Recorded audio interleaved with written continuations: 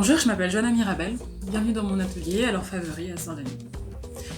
Alors dans mon travail de peinture, il s'agit essentiellement de la représentation d'espaces intérieurs qui seront composés à partir de différents points de fuite, créant ainsi des perspectives, donnant une illusion de mouvement, d'espace instable, comme en pleine transformation.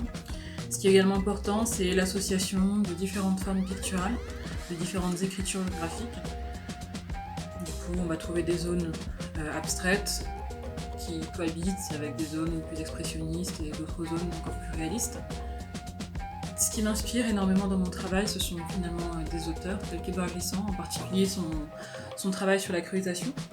qui est un concept en fait à la fois philosophique mais aussi une proposition esthétique qui aborde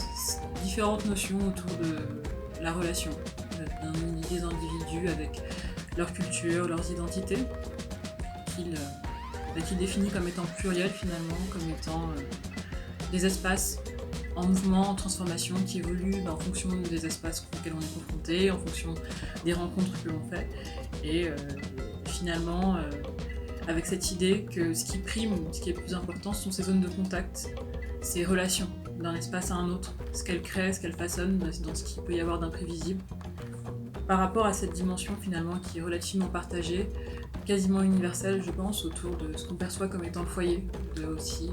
ce qu'on identifie s'agissant d'un espace, de sa fonction, tout simplement en exposant quelques objets, l'espace intérieur, le foyer comme un microcosme de ce qui est vécu, de ce qui est perçu à une échelle plus vaste, plus large. Et du coup il va y avoir aussi ce travail au niveau de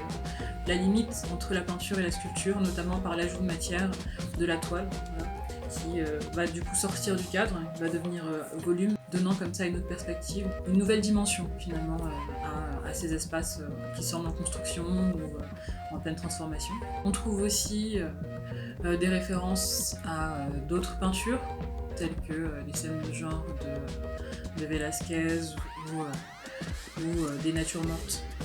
de Caravage par exemple. Enfin, autant d'influences, autant d'images qui ont été très structurantes, très importantes par rapport à moi, la relation que j'entretiens avec l'histoire de la peinture.